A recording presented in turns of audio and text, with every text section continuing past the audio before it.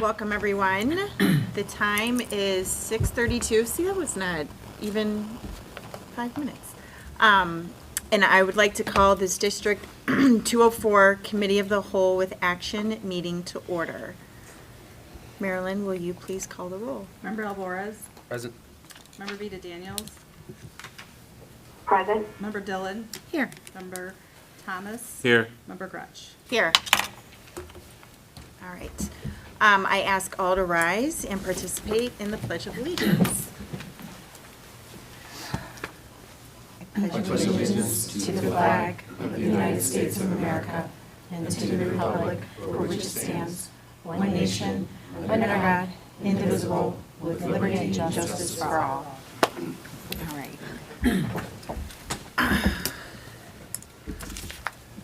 So we have a request from a board member to participate remotely due to a personal family illness. May I please have a motion to approve board member Jill Beta Daniels to participate via phone conference due to a personal illness? So moved. Second. Great. Everybody say aye. Aye. Yeah, okay, great. All right, so earlier today, the District 204 Board of Education received a letter of resignation from board member and board president Donna Aubert, who is relocating with her family out of state. In accordance with Illinois School Code and board policy, we have notified West 40, and I am assuming the position of board president for the remainder of Don's term. The board is also required to appoint a replacement for Don's board seat no later than Thursday, May 30th. Interested community members are encouraged to review eligibility requirements, and application details are available at lths.net/BOE or in the superintendent's office. In the interim, the board will also complete the necessary actions related to the reorganization of board officer positions at our next regular action meeting on April 15th. At that time, the board will also formally recognize former member Aubert for her service to the District 204 board. So that said, I still want to take a minute to thank Dawn tonight. She's always been student-centric, and every conversation and her attention to detail has served this district very well. She leaves big shoes to fill, and her years of service in our school districts is so appreciated. This turn of events was unexpected, but I promised to give it my all. I want to especially thank everyone sitting around this table. In particular, thank you to the administration for unwavering calm and support navigating this change, and all my gratitude to my fellow board members for your commitment to this work. I know filling this seat and onboarding a new member is part of it. We've done it before, but please know how much I appreciate the extra effort and collaboration it requires. We have a solid process that worked well last year, and I'm excited to see how our board evolves over the next couple of months. So thank you, really appreciate it, and thank you for your patience with me. All right, so our next item is public participation. So Marilyn, do we have anyone signed up for tonight's first public comment session? We do. All right. So, again, thank you all for joining this evening's meeting. As is the case with all our meetings, there are two opportunities for the public to share their comments with the Board of Education. One now and one before we adjourn our meeting. For our first public comment session, we will be listening to comments from those audience members who signed up to speak before the start of our meeting. Our second public comment session will be after we finish our agenda items, and if you would like to give a comment to the board during the second session, please see Mary Lynn Muscolino, who is just outside the room, to fill out a blue form. We will call speakers in the order in which the forms are turned in. The board appreciates and values hearing comments from our community. Please understand that the board does not engage in dialogue or discussion during our meeting. If there is a specific question or comment that requires follow-up, the appropriate administrator will respond at a later time. Finally, each individual addressing the board will have 3 minutes for their comments, and we appreciate your cooperation in keeping to this time limit. In accordance with board policies 2, 230, and 830, we thank you for keeping tonight's meeting respectful and civil for all in attendance. So with that, Marilyn, will you please call our first speaker? Mr. May.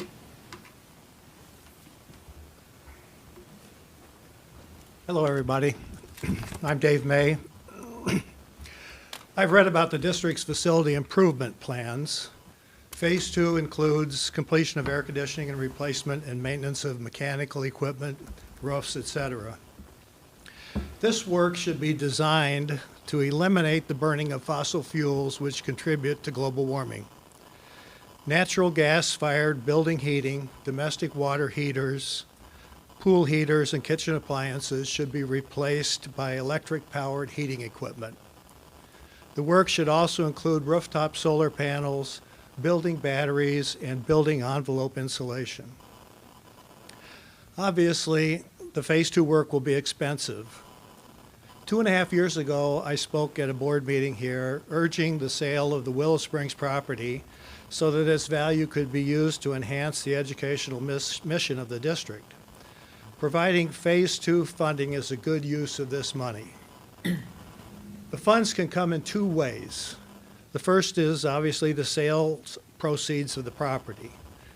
Pulte Homes' purchase price offer is $20 million. The property might sell for more, but $20 million is a substantial sum. The second source is a bond issue serviced by the new property tax revenue that development of the property would generate for the district. There are many variables, but residential development of the parcel might result in over $1 million annually of tax revenue not subject to the Patel tax cap. The additional high school students living in the development are not likely to add additional net cost to the district. A $1 million revenue stream would service a $20 million bond. Combined, you would have $40 million. Hopefully, that would be most of the Phase 2 cost.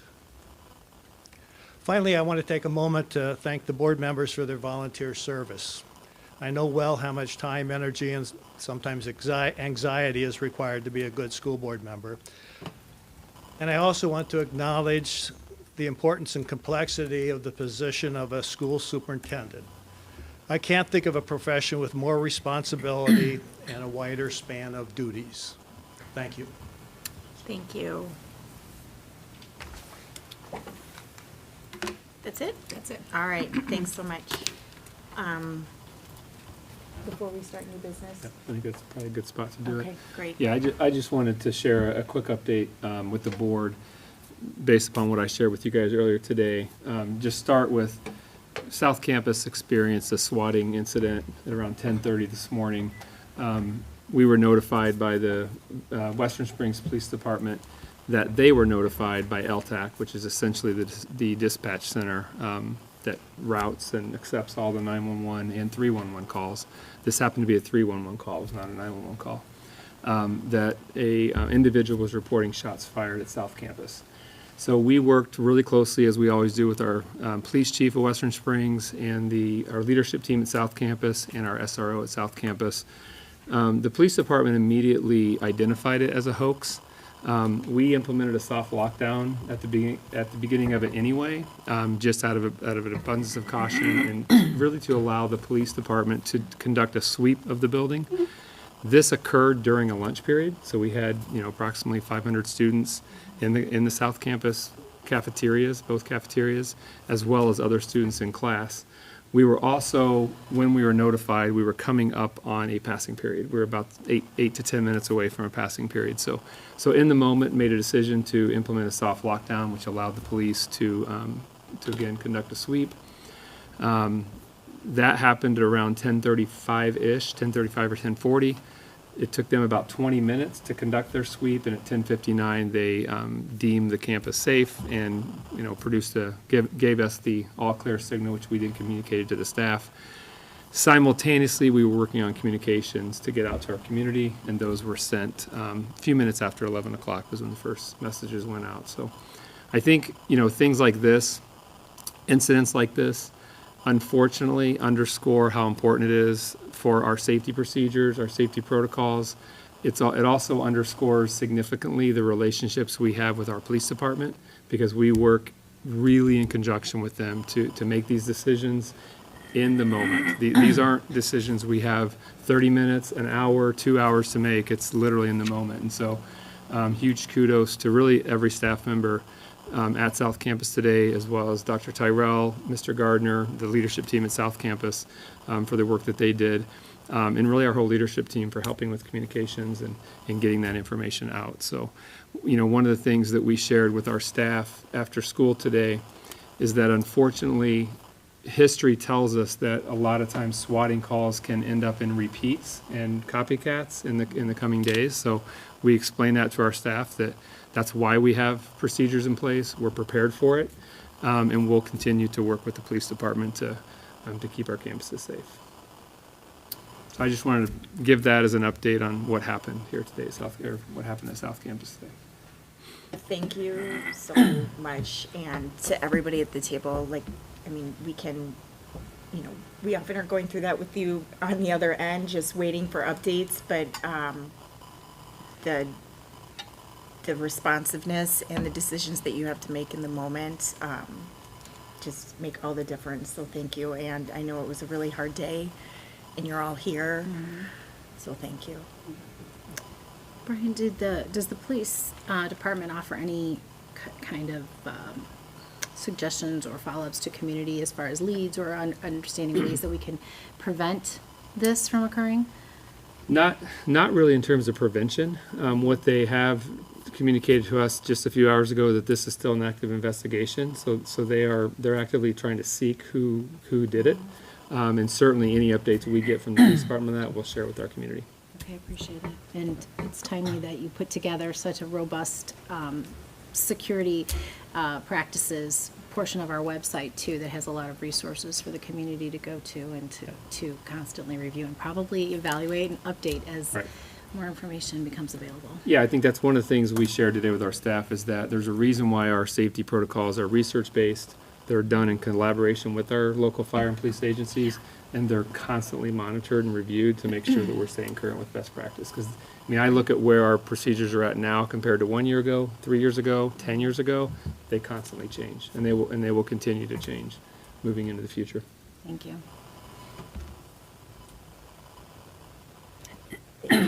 Yeah, the only thing because you asked the same questions that I would, but I would just echo, because I've seen what that's like. I've been on that side. It is a long, hard day. But the times that you were sharing how quickly that was addressed is exactly what needs to be done. But I know it's not easy, so thank you guys all for keeping our kids safe, and hopefully they catch who this is and they are prosecuted heavily for it. One thing that schools, organizations, individuals, one thing we've learned is that it doesn't really matter whether it's real or a hoax. It has a real emotional impact on our staff and on our students. And that's something that we acknowledge, we have to be aware of. We share those supports for our students from a counseling social work perspective. We also share those supports with our staff through an employee assistance program. Again, we've learned that it had all of these incidents, real and otherwise, really have an emotional impact on the individuals who are living in the moment. And I appreciate you put that in the communication to the community as well, because we need to make sure that our kids are aware that those resources are available for them.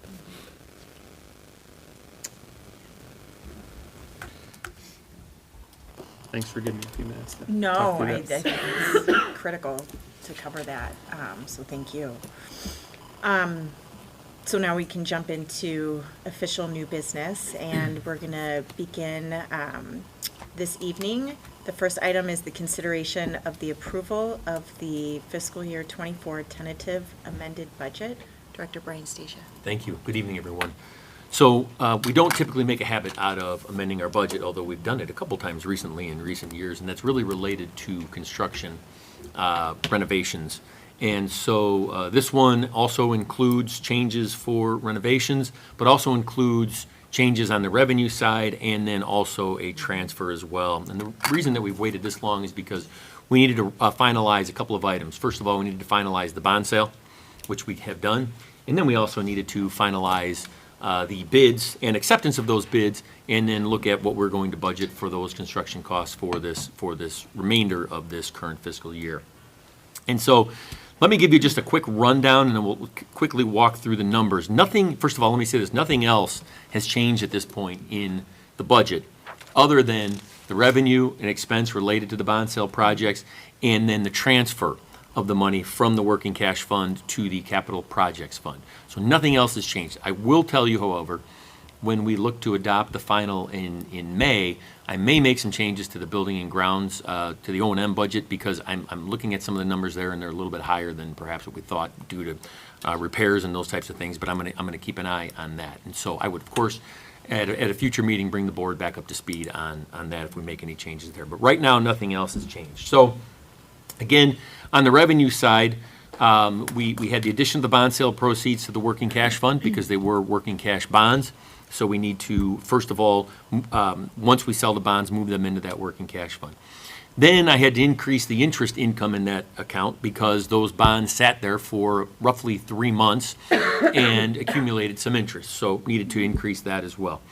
And then I also needed to increase the interest income in the capital projects fund because all of that money now will be moved into the capital projects fund. Will sit there for an extended period of time and will be used to pay for the projects. But as it's sitting there, we're also still investing those dollars as well. So that's why the 3 changes there on the revenue side. On the expense side, I've added $10 million of expense related to the start of the bond sale projects in the capital projects fund. Again, that number is not very scientific at this point, but we do know that we're going to have some expense between now and the end of June. And so there will be potential, obviously we'll be starting the renovations. There's also ordering and storing of materials, those types of things. So if we don't spend $10 million on those projects between now and June, that money will just get rolled over into next year's budget. It doesn't go anywhere else. So that's all that'll happen with that. And then one of the other items that we didn't have was until we finalized the bond sale, we pay essentially our bond and interest payments. We repay those to the lenders twice a year. We pay those in June, we pay interest payments in June, and then in December, we pay interest and principal payments. So until we knew what the final bond sale was going to look like, we could not actually put in a number for the interest payments that we'll be making in June of this year. We now have that number in there as well. And then finally, the transfer amount from the from the working cash fund to the capital projects fund. You may recall the board adopted a resolution back in January to actually move that money, which we had done internally on our records, but we are now budgeting for it and showing it in the appropriate budget line items so that if somebody was to look at the budget, we actually have it all in there and we're in good shape in showing those dollars. I'm going to jump over just quickly to page 5, and this is the line items in green are the ones where the changes were made. Again, if you start in the working cash fund, because that's really where we should start, because that's where the money came in. If you look at the line, other local sources, bond sale revenue are $27 million. So that's the dollars coming in. Our earnings on investments, $230,000, $231,000. And then if you look down at the bottom of the working cash fund, you see a transfer to capital projects fund, $27,130,000. Now, if you jump back a line to the capital projects fund, you'll see that the $27,130,000 is now showing up in the capital projects fund. We've also increased those earnings on investments just above there for the remainder of this fiscal year. And if you look down at the bottom of the capital projects fund, you'll see that the capital outlay budget now is $12.3 million. Instead of roughly we had $2.3 million in there before. So you don't see the change on here to the bond and interest fund because the bond and interest fund is not one of our operating funds. That fund essentially takes in the dollars to pay back those the principal and interest on our bonds, and then it moves it out. That's all that it does. There's nothing else you can do with that money. And so typically, obviously, that's not one of our operating funds, so we typically don't show that because it doesn't, if there is a surplus in that fund, it's not, you can't move that money to any other funds or do anything else with it, so it just simply stays there. It can be utilized for a bond and interest fund payment, but it can't be utilized for anything else. So that's why you don't see that in here, but we do have that budgeted going forward. And then, beginning on page 6, you have the 5036 form, which is the State Board of Education form that we are required to utilize for presenting budgets to the board and having them approved that way. That being said, again, The process for adopting this, we would ask the board to approve the tentative budget tonight. There will be a notice in the local newspaper on Thursday of this week stating that we have the tentative amended budget available for anyone who wants to come and see it, and that we would then hold a public hearing at the May 20th board meeting to adopt the final. And again, any changes I would make between now and then, I would bring those forward to the board as well for approval in that final amended budget. Any questions on any of that information? Where is the bond and interest line item? Is it in the more detailed spreadsheet? Yeah, so if you look on page, let's go to, Page 5, right? if you go to page 9. So, if you look at if you look at column E there's a budget summary. So that's the debt service fund, Fund 30. Okay. And so that shows the revenue there. And then if you look down line, 102, it shows a total dollar amount there. It doesn't, on this particular document here, this is a summary, it doesn't break it out separately, but there are principal and interest payments. So $3,560,000 would be our payment for the total of this fiscal year. Got it. Thank you. Sure. And again, anything in that particular fund, it's not an operating fund. It's really in and out. The money comes in, goes out to pay the bonds. I'm sorry, any principal interest on those bonds, and that's it. Nothing else happens in that fund. Right. Looks good. Any other questions? Jill, did you have anything? I'm good, thank you. All right. Everybody's good? All right, yeah, sure. Thank you. Thanks, Brian.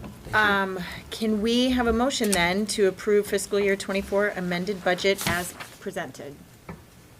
So moved. Second. Awesome, thank you. We need a roll call, right? Member Vita Daniels? Yes. Member Dillon? Yes. Member Thomas? Yes. Member Alboris? Yes.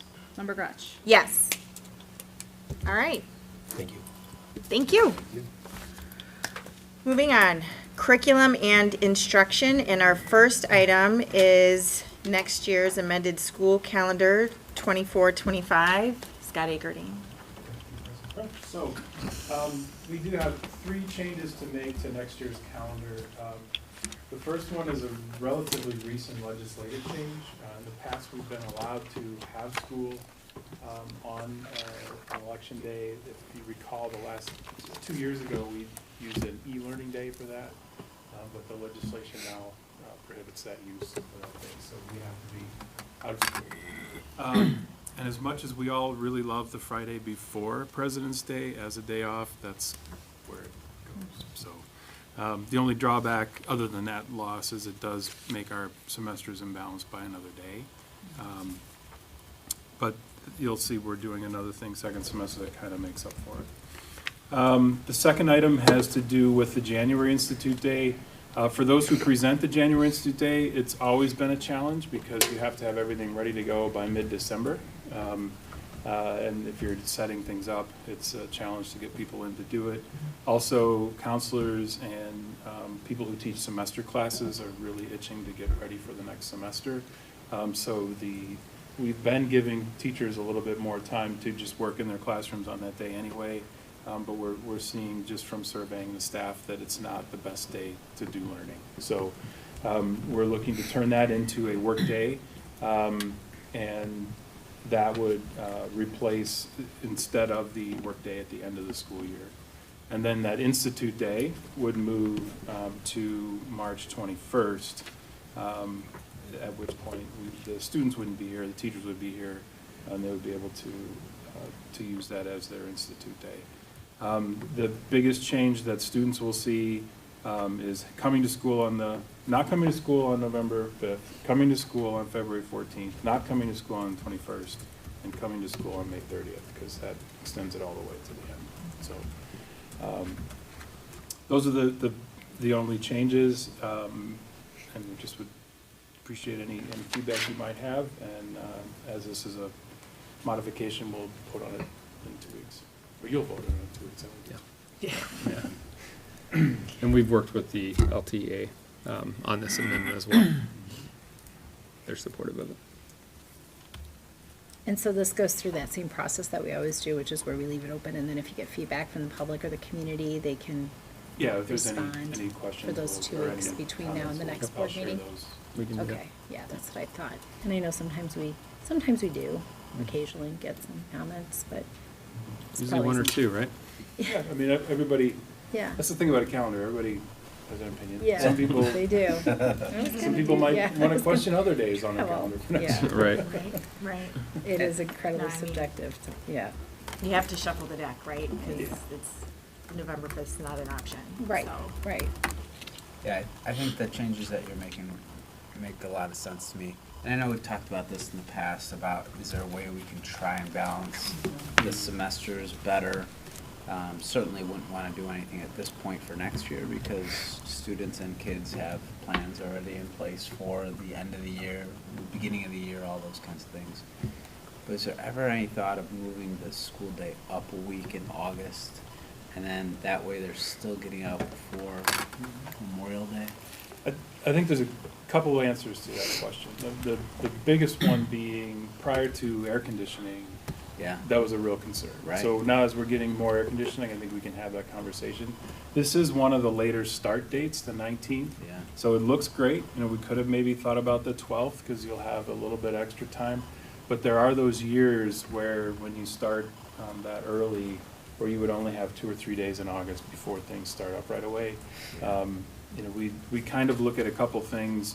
We look at the IHSA calendar, so seeing when you're allowed to start practices, and we certainly wouldn't want to go any earlier than that. Right. And then we tend to at least look to the DuPage County ROE because many of our, COD, TCD, and a lot of our teachers live in that and work in that area as well. So it's one of those where, they kind of pick a day as well. So everyone kind of leaned toward the 19th for this year, and again, or for next year, and it is fairly late.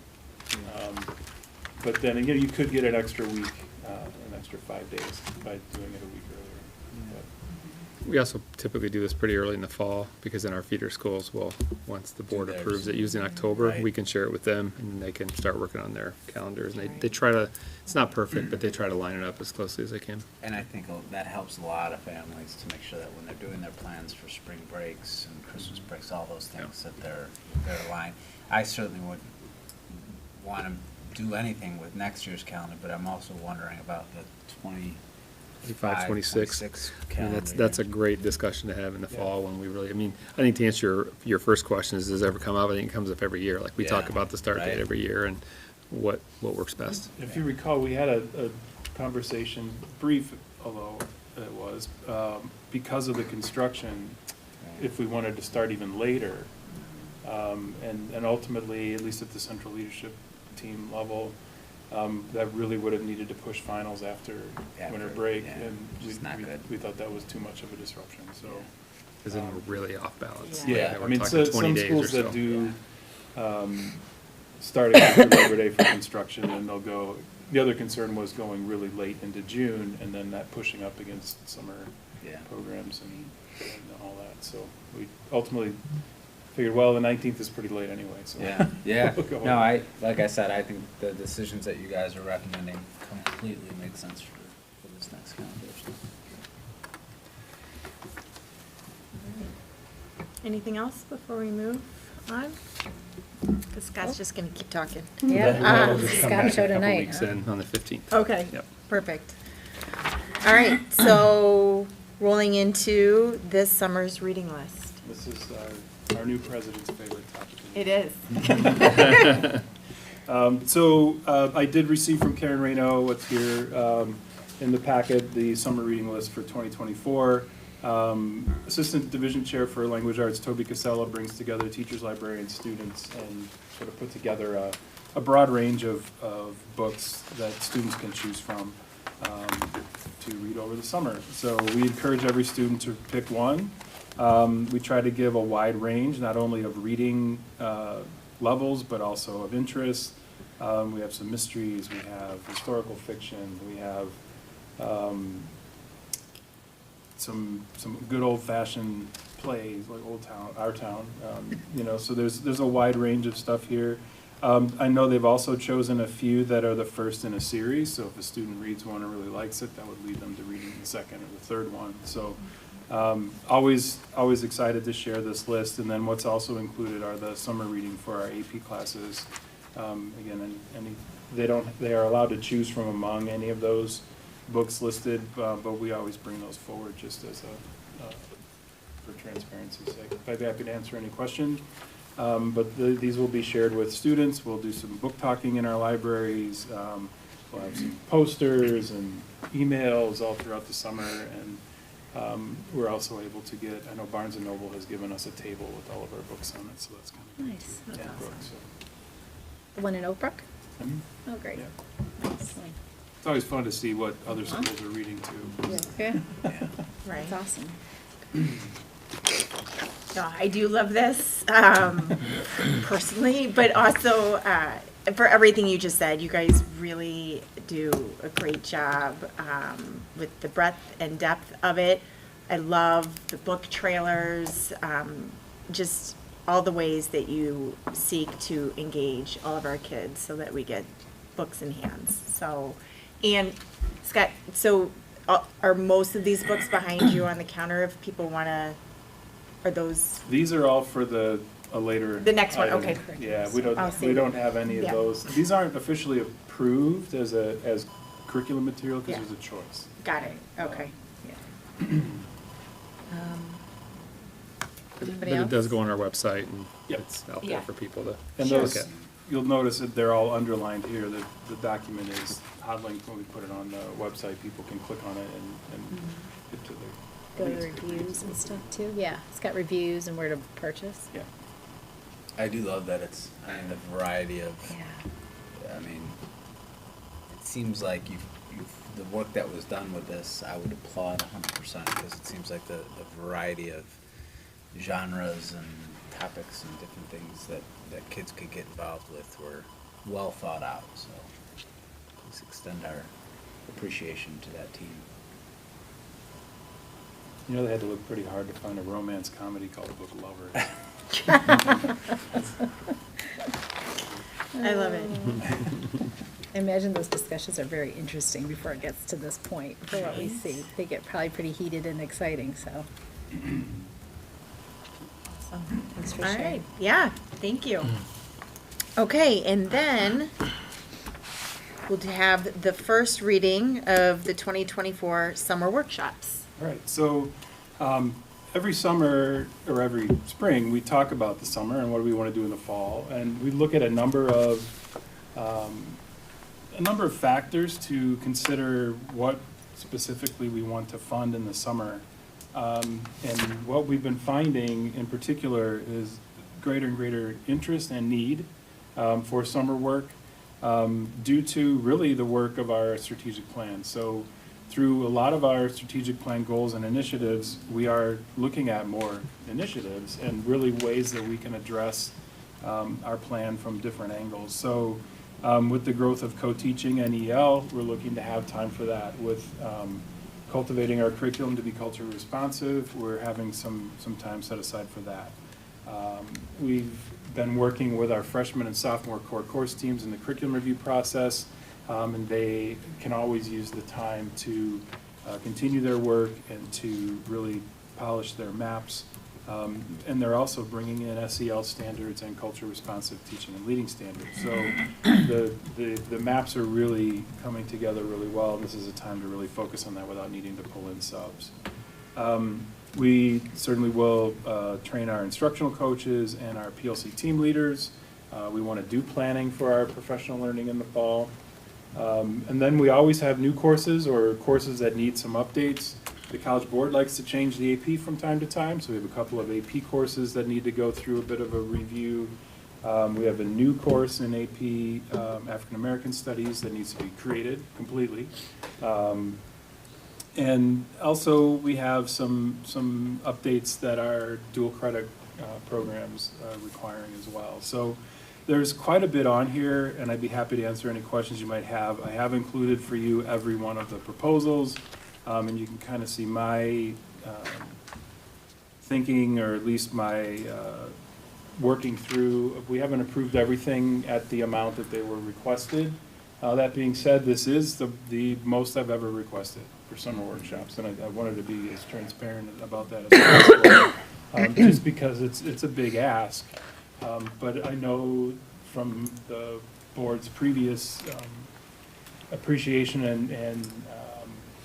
and review of the report I gave in the fall, that you can see that the work is impactful. So I did also forget to mention we're also doing some training for our restorative practices as well. So again, it's really hitting so many areas of our strategic plan.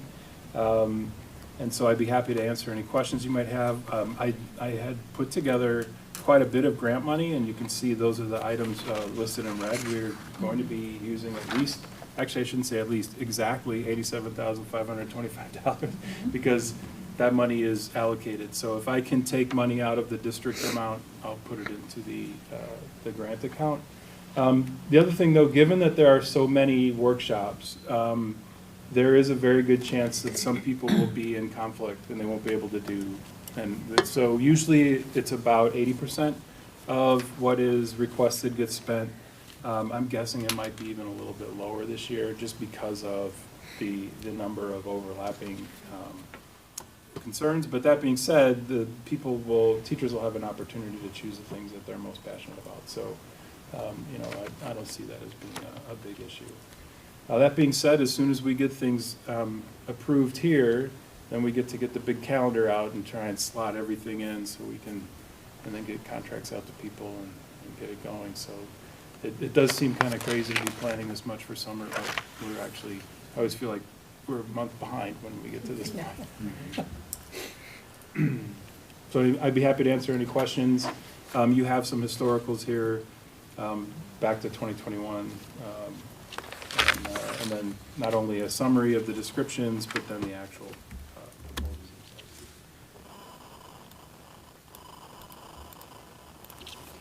I was just really blown away at the variety and the breadth of what is being offered this year. I mean, and we've looked this over, and again, next to the books, I usually really do enjoy seeing what we're going to be offering for our staff and what we'll do for our students.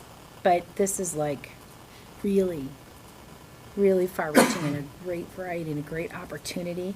And I think it's pretty exciting because I think it shows that by providing those kinds of resources, we're really giving our staff an opportunity to, like you said, kind of really, there's almost something for everyone at any point that they can grab onto and really embrace. So yeah, it is a lot, but it's, I'm excited because it seems like it was really, really well thought out. So I appreciate that, and that, if we can provide these kinds of opportunities, I absolutely think we should. Echoing all of that, and I think what's really great are to see all the curriculum reviews in here and some of the student pathways that we always enjoy talking about and hearing how those are evolving over the years. But you always bring a lot of grant money to this, which is so appreciated. I mean, almost half is going to be paid by grant money. So thank you for always doing your due diligence on that too. I like it too. I was like, Brian, He smiled on that one. did we apply for a grant for this? Did we apply for a grant for this? Yeah, that's great. I do have a couple questions. Again, I appreciate all the work that went into this because I can see it's a lot. And you've already addressed one of them with the time frame and some overlapping. I saw some were already scheduled, some were TBD. So do you guys take into consideration when you finally get approval to say, this is when I know most teachers are available to attend these because it seems like when we do them in our district, we try and knock them all out the first couple weeks in June, because Right. it's Typically before what we do. everybody goes on Yeah. vacation. Once you lose them, right? So, Right, yeah. and they're not coming back, but it's Right. hard to get them back. So it sounds like will be in your planning. Yeah, that's our goal as well. I mean, we have teachers who teach summer school too, so that first Right. week is like the ideal week. Yeah. And we're really focusing on the curriculum review in the first 2 weeks. The more in-depth lesson study, lesson creation, those will happen in the third week. Part of it has to do with, some of these two that have dates have to do with outside presenters. Yeah. So we have a consultant coming in to do the building restorative culture workshop, so that one's kind of nailed down there. For our co-teaching, that's that third week. So that one's kind of nailed down there. The EL, I just found out today that that person can't come that late, so we'll move that one up. So there's a lot of jockeying around. And I take those dates really as a wish list at this point, and then we we put it all together and say, okay, so you've got two this day, who do you want where, and that kind of thing, so. And then, I really like that historical chart that you provided that gave some really good context. I did notice that there's a pretty big jump in our multilingual work and our equity and belonging, which again aligns to our strategic plan, which I really do appreciate.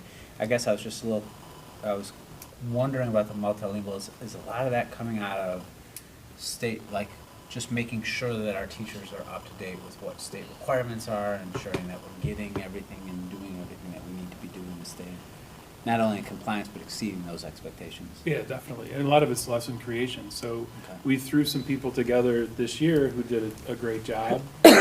all year they're like, boy, if we could get some time to do this, if we could Yeah. get some time to do that. So that's really the time we're looking at. So it is focused on those pairs and them really doing that. And having that time to make sure that what is being taught is aligned to those WIA standards and everything that they're working on in the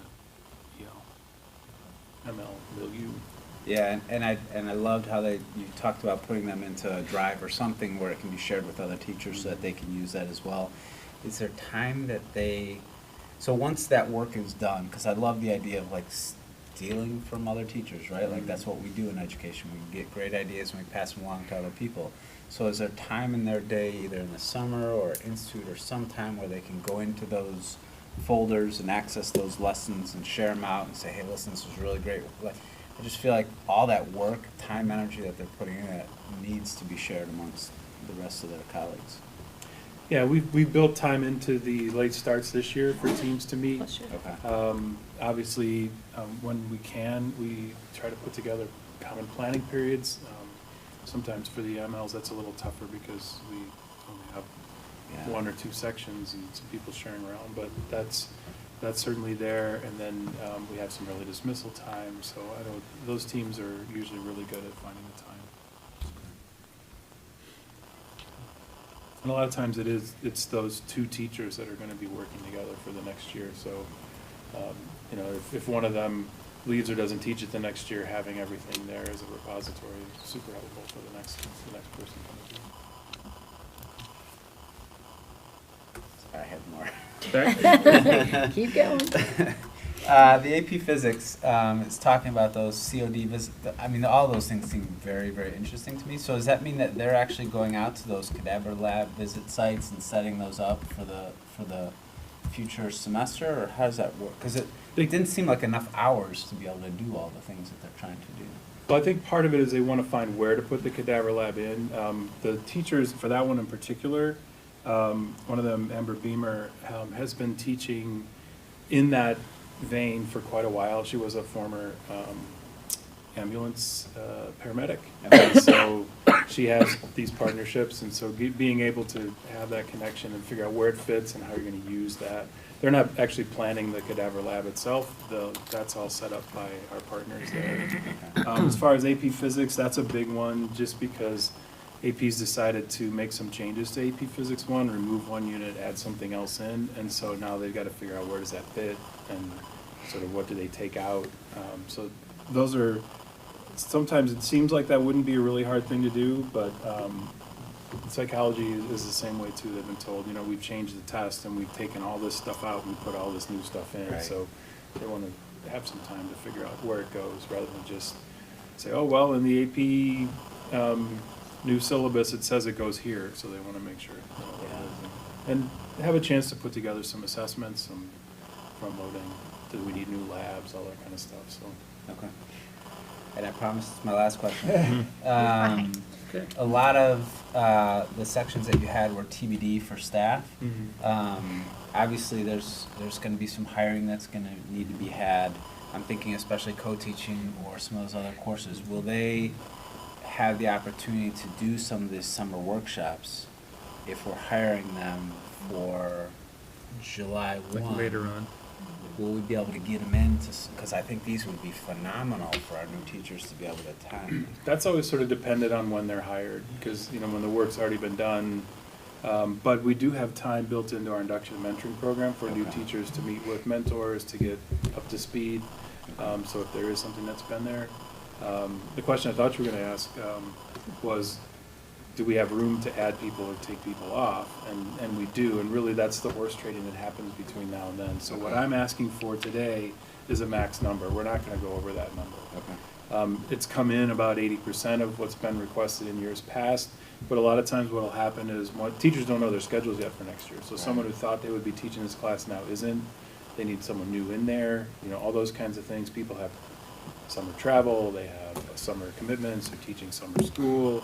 So a lot of those, and coaching and running camps. So a chair will say, look, I really need 9 instead of 7. Well, I already know that the other chair is only going to use 4 instead of 6. So as long as, Mary Alice, my assistant, does a great job of keeping track of all that. Okay.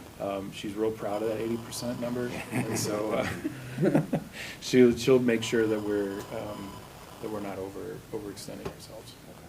Last summer, we were able to get our new co-teaching hires into the workshop, and it was actually earlier in June. This year, we're a little later just based on our consultants' availability, but all of the new staff we hired, they were eager and wanted to come in, and we were able to get them in and spend a week with the consultants and with their partners. So I'm hopeful that they'll be able to do that again this year. And I think about like the Canvas training where it's sign up, right? So that you may not use all that time. So I'm assuming some of that you can swap out for. Yeah, that one's not a whole lot because it's more of an hourly, Yeah. and it's a limited amount of time. Yeah. But for the teachers who use it, they tend to be the same teachers every year because they know I can get in, I can get the help I need, I can roll my classes over, I can have everything set up. So on day 1, kids are where they need to be, I'm where I need to be. Some people like to do that themselves on their own, but other people really like to have the help. The tech coaches are there to help them. You do or you don't? I'm excited. stop it. Looks good. I love it. Good stuff. All right, so this is first reading, right? Yes. Yes. Okay. So that will come back in the second reading on April 15th. All right, so the next agenda item is the board's continued conversation regarding. I forgot one. We got to do additional textbooks and instructional materials. Oh, my gosh. Right. I crossed it out. Sorry. Okay. Too early. One more. One more for Scott. Another big packet of information. There we go. For And this is the first reading curriculum also. instruction item, first reading of 2024 additional textbook and instructional. So this does reference the books behind me on the table. As you recall, from January, February, when we looked at texts, we said there are a number of teams that are in curriculum review, and we wanted to give them a little more time to make some changes to their textbooks so that they weren't making a decision in December before they'd really gone through the process. So that's really what you're seeing behind me. But we also have some changes that are based on some ongoing conversations we have with our bookstore.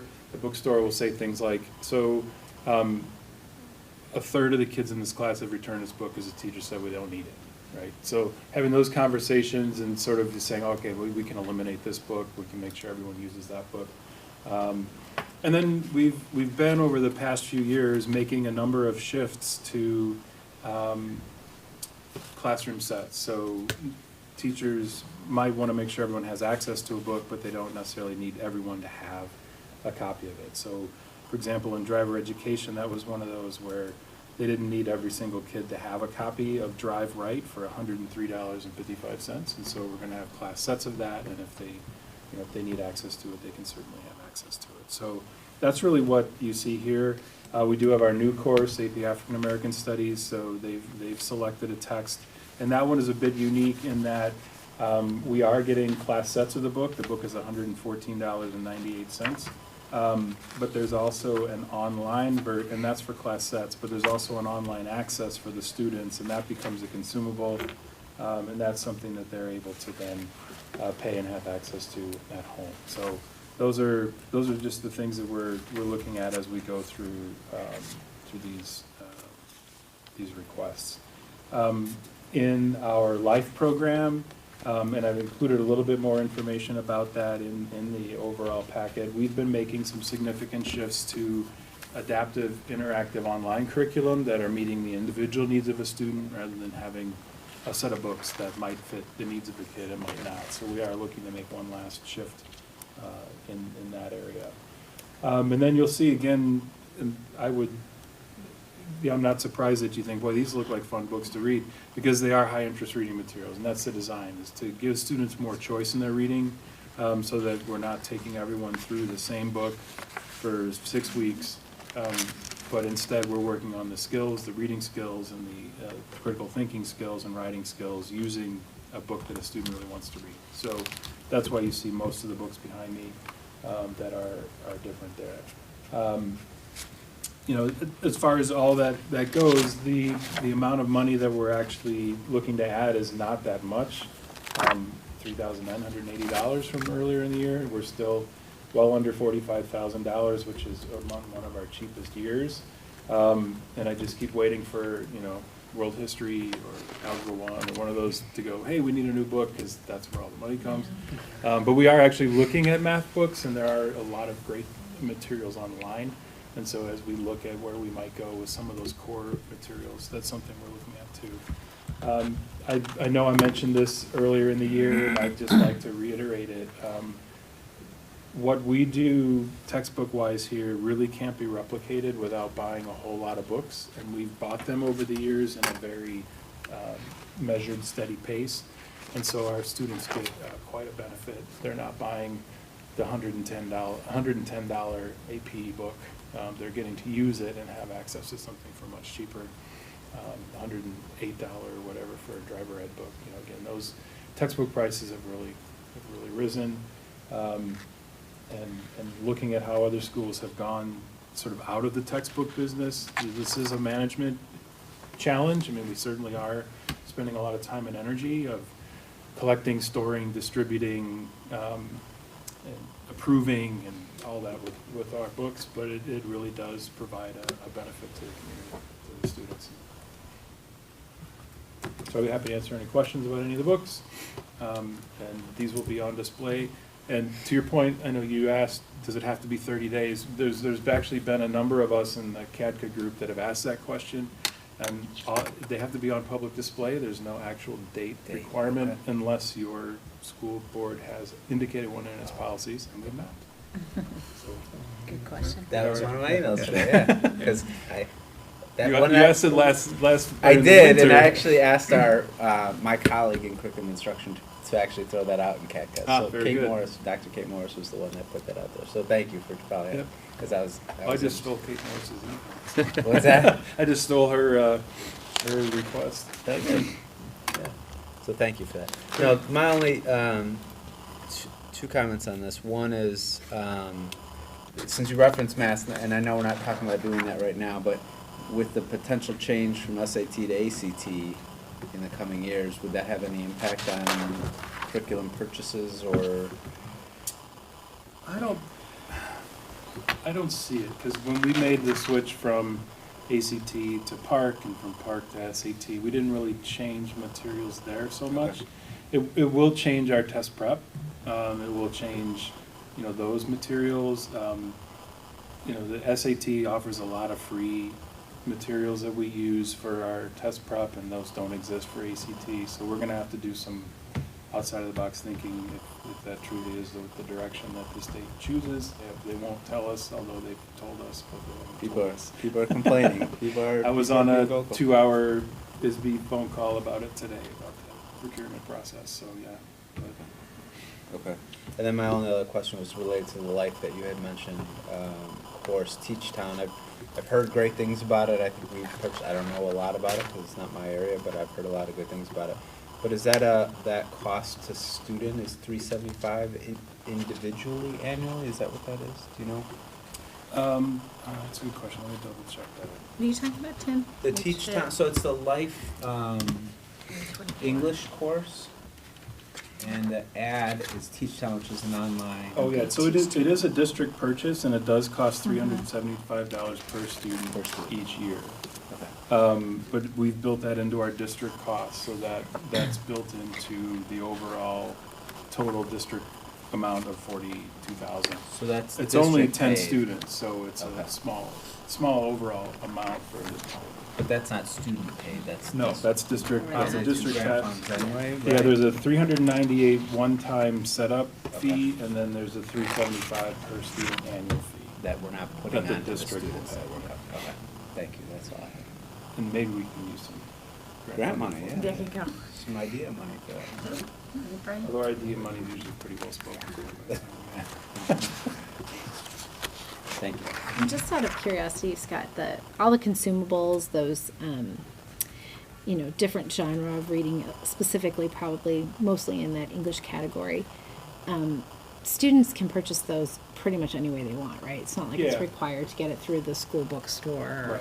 you know. What we do, we just charge a flat fee. So like for English 1 special ed, you've got probably a dozen different titles. We'll charge the students $15 and they can pick whatever book they want, and then we'll order them. So we don't actually hold on to them.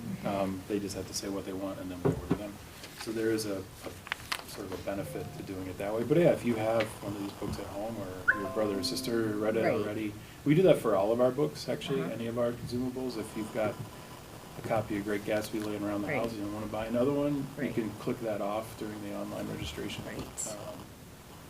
So yeah, we try to make it as, And then I was just thinking too, even like how people consume what they read, Yeah. is there like, if they do it on ebook or Kindle, like, but I know there's like annotations and things like that they're expected to do too, but that's something they can probably do on a yeah, device. that's a good question. We've talked a little bit about that.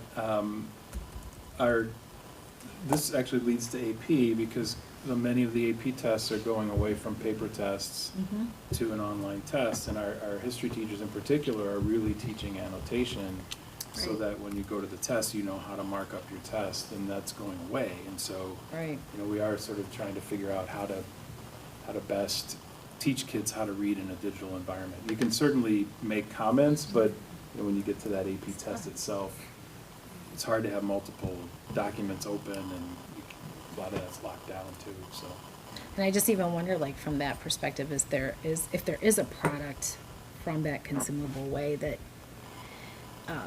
would give us access to a larger library for a set fee for students to choose from. But I know there's also downsides to that. I still personally love a book. Yeah. I don't We've use a lot of talked to people. Follett. I know Ed Tennant has done some work on that too, because our library is a Follett library. I mean, it uses Follett as a backbone. Yeah. And so a lot of that we can pull in that way. We've had kids need digital copies because of an IEP or something. Right.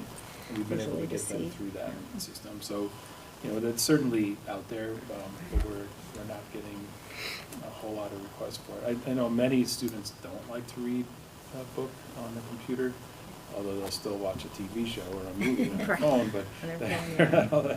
the actual reading, that's not as wonderful or as readily Yeah. seen. Be interesting though to see how that kind of continues to play out, if that changes, and it may or may not. I don't know. There are some, there's some that's nice to have the book read to you. I know books on tape is another Yeah. thing, and that's something we're able to get through the Follett system as well. Great. Vendors. Thanks. Any other questions? Jill, you hanging in there? I am. Okay. I'm on mute, sorry. No, you're I fine. want to get feedback. That's Thank you. okay. Just wanted to check in. All right, So that'll come back so then 2 that'll weeks come for back. a second reading, yeah. Okay, great, The perfect. books are on display here in the boardroom. That's right. Thank For anyone, you. for anyone to in come the in. community to take a look. Fantastic. Okay, now we move on.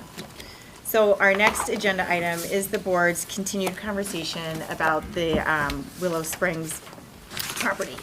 So I know we're still missing a board member, which is why we didn't talk about it last time, but looking ahead, spring schedules are hectic, and we just didn't want to keep pushing this down the road and postponing it indefinitely. So we last left off with a conversation about the single returned proposal for community engagement.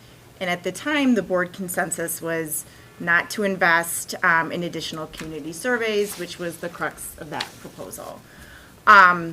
So I'll just speak for myself with this. You know, it's my hope that we can, you know, revisit, have the conversation tonight that could lead to a consensus on if we do or do not want to accept offers, which would mean setting terms and conditions.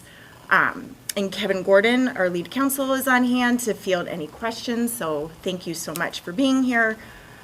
I mean, with that, does anyone have specific questions or comments to kick off the conversation? Any thoughts to start with? I mean, I can always jump in, but. Yes, no? I think where I'm at, with the announcement of Dawn stepping down and us not having a full board, I'm hesitant to have really any real in-depth conversations that require any decisions until we become a full board again. That's where I'm at. No, I mean, I appreciate that. I think my only concern is the uncertainty, right? Like, I think that's part of the stress of not knowing what we may or may not do. So, and by the time, you know, then we're looking at really June before we would have another big conversation. So that would be, not that it's the wrong thing to do, but just a consideration. Yeah, I mean, I think that, one, I think the board work needs to keep moving, and then the individual who is selected will jump in when we get there, and when we get to that point. But I think the board needs to continue to do its work until we need to keep operating, because we then get into summertime and there's limited meetings, although we can have special sessions, you know, depending on what it is we're talking about. But I don't know that we need to wait until a new board member is seated. I mean, I think a decision can be made to move forward or not, and then the process is set forth from there, and we go on, and again, the person will jump in where we're at. Yeah, I think where I sit, like right now in this moment, is just, I'm not interested in engaging or going any further beyond where we are now with so many other things in flux. So, you know, where I'm at right now would be to kind of just sit tight. So many other things in flux, like Tim, like not being at full capacity. I think, yeah, and we also have large capital projects that we're going to be moving forward on and looking at what we have to do for the next several months with the bond issue. So I think that's something that's going to take up a lot of our focus and a lot of our time. No, that's a good point. I mean, I think with that, like, as I think about that too, you know, there isn't an urgency other than the community, you know, engagement piece of that and wanting to understand where our heads are. But you're right. I mean, Well, and I think, you know, maybe if we have another person at the table, we have different input that would inform what it is we're looking for. But I don't know, I didn't feel that what we got back, and I think you guys would agree, that what we got back from that proposal wasn't what we were looking for. So I don't think that there's no reason to pursue that. And so, I think too, like I said, with everything that's coming up and, you know, graduation and large capital improvement projects taking place, I don't see a need to move it forward at this point. Jill, did you want to? Thank you. I would echo what Carrie said at this point in time, that we just keep status quo. For the same rationale? Yeah, I mean, I just think we have other things to focus on. We're in flux, I feel. You know, we need to spend our time on, you know, getting a new board member at this point in time. We have a lot going on, with where we're at with all the new things happening, and I am fine to just kind of table it. Okay. Well, I think there's not one way or another, right? Like, I think that all makes sense. Where I was coming into tonight was more aligned with maybe Michael saying, you know, we're not going to stop board business. So I consider this like part of board business to have the conversation and move it along. You know, without rehashing the whole community engagement conversation that we had last time. You know, my only thing would be, before anything else would happen, wanting to sit down with the village of Willow Springs and having, you know, that face-to-face conversation would be a next step, but it doesn't have to be a next step now. If right now we have 1, 2, 3 people who definitely are more comfortable not, you know, not pushing ahead on anything, and that's a majority for the 5 of us in the room right now. Yeah. Yeah, we're it. All right.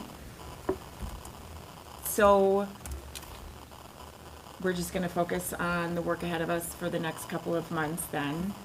And, you know, maybe Kevin or Brian, you know, if the time were to come where we, you know, are feeling like it's the right time to revisit this conversation, what does that process really look like? You want to speak to that, Kevin? Sure. I mean, I can share simply, the board went through this about a year and a half ago. It involved discussing terms and conditions, approving terms and conditions, adopting a resolution, setting a minimum sale price. That same process the board went through in December of 2022. I meant even just like bringing it back to, we would just add it to the agenda, just add it really. to the- We yep, would just yep. say, now's the good time, Yep. right? Okay. Yeah, It- you it can didn't add it quite- to the agenda. There's not a time frame on this other than what you all as a board decide to impose on it. So at the time you believe you want to start re-engaging on this issue, Brian and James Levy, attorney from the other firm that works with your district, and me, you know, we can start putting together options or you know, lists for concerns to be addressed and issues to be considered, so that you guys can have intelligent conversations about it without, you know, you can come into your meetings prepared. let me Yeah. say that. Perfect. And I think that's what I was just wondering. And I feel like the next steps, at least in my mind, and I don't know if people would agree or disagree, would be, once we're ready to do that, I agree with you, have more conversations with the village. I think the proposal we got was limited because of our timeline. Fair. So it would be nice to get, again, which we have already had a while ago, but maybe we re-engage with getting proposals that don't limit us in time and scope, and then re-engage in that conversation. Would be my thoughts for potential next steps. Again, I would like us to be whole again, and again, with to Carrie's point, the big projects that we have coming up, I guess I don't necessarily see the urgency that maybe. Well, I think there is an urgency at some point soon because we know that we can't fund it. Even phase one, so let alone phase two. So it is an urgency that is on the horizon in the next few months.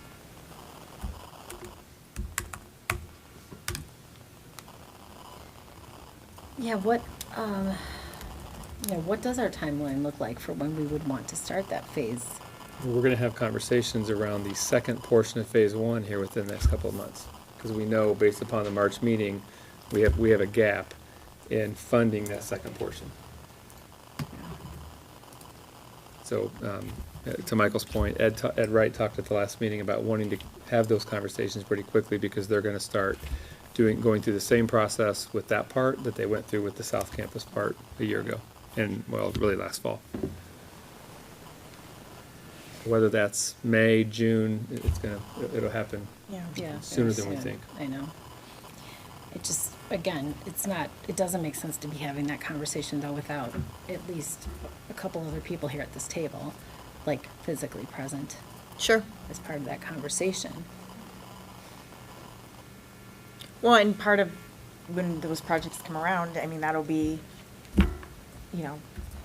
kind of like what we just went through last time, making decisions based on what is available to us and then understanding from Right. them how Right. things can be, Right, pushed down the road. right. Right, All right. or what we can put on the table based on budget. Sure. It's available. Well, this was a very succinct conversation. By all of our standards. I don't know if anybody else wants to take the opportunity to say anything. I mean, I feel like. No? All right. Jill, anything else? All right. I would just throw out a question for board consideration. Does the board wish to communicate anything as a result of tonight's discussion and decision? That's a good question. Brian, can you clarify, discuss, what you mean by that, into whom? I just mean, does the board wish to do any communication with anybody as a result of tonight's decision and discussion? Again, personally, I'm not, we're not saying, I mean, we're still kind of in a limbo until we bring somebody on board. I'm not feeling that we need to necessarily send a targeted communication out. Yeah, I mean, I don't think we're not doing anything at this point, so. I would agree 100%. There's no communication because we're not doing anything. There's really been a non-decision. Yeah, Oh, I need to know. I guess. All right. Yeah. Dogs feel differently, Okay. yeah. All right, then. So, hold. Okay, the last piece is public participation, and now's the time, second opportunity for audience members to give comments or feedback to the Board of Education. Marilyn, do we have anyone We signed do. up? Okay. Will you please call our first speaker? Sure, Fred Whiting.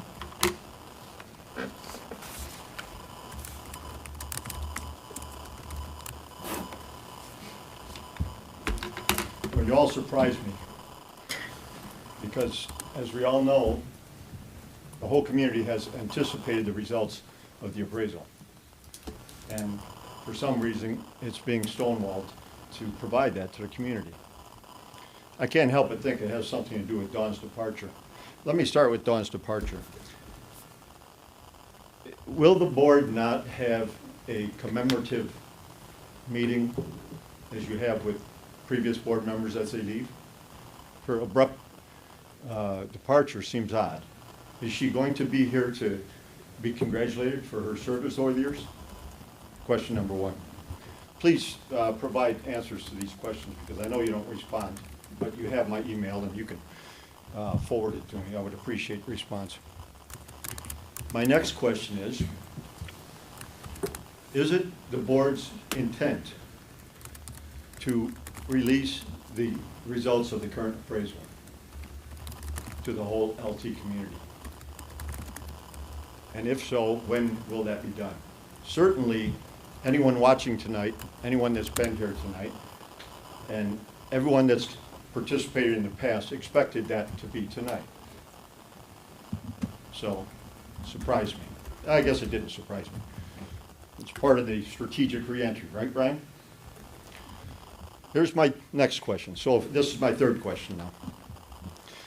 Is it the board's intent, as well as Brian Waterman and Brian Stachan, to apologize to the Pleasantdale community for planning to turn it into an industrial dumping ground? I demand an answer to that. I also demand an apology, and I won't give it up, because it was one of the most disrespectful things you could do to a feeder district. And you sit there as if nothing ever happened and time will dissolve it. It won't, okay?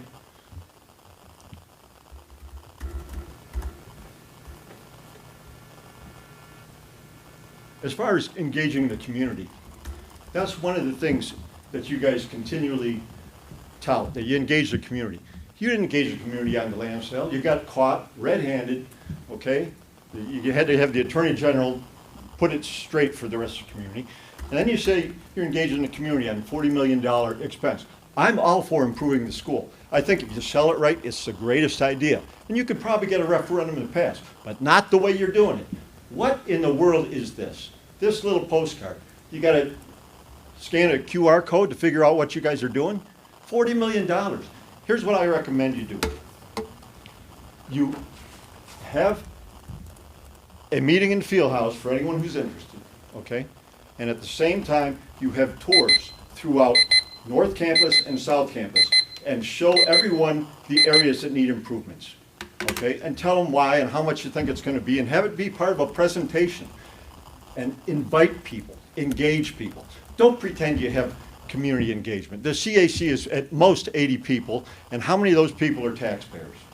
You got, what do we got in this community? You guys know better than I do. 80,000? Come on. Mr. Whiting, we're at time. Thank you. One last comment. I was here last weekend for the Model Railroad Show. I had to use the washroom downstairs, okay? You're looking for ways to invest these big bucks. Why can't you do continual improvements to the school as they need them? I go use that washroom. One stall door is missing, the other stall door is broken. All the fixtures are pitted. The ceiling's all cracked and Thank you, peeling. Mr. Whiting. And that's where the we are at visitors time, come to Mr. see Whiting. the school. Thank okay? you. Pardon Thank me? you. We're at time. Is there someone behind me waiting to talk? We're at time. Okay. We're at time. This I'll concludes. await the response. This concludes our business for this evening. Marilyn, is there anybody? I'm sorry. No. Okay, this concludes our business for this evening. May I please have a motion to adjourn the meeting? So moved. Second? All in favor? Aye. Aye. All opposed? Our meeting is adjourned. Thank you, everyone, and have a great evening. Thanks, everyone. Have a good night.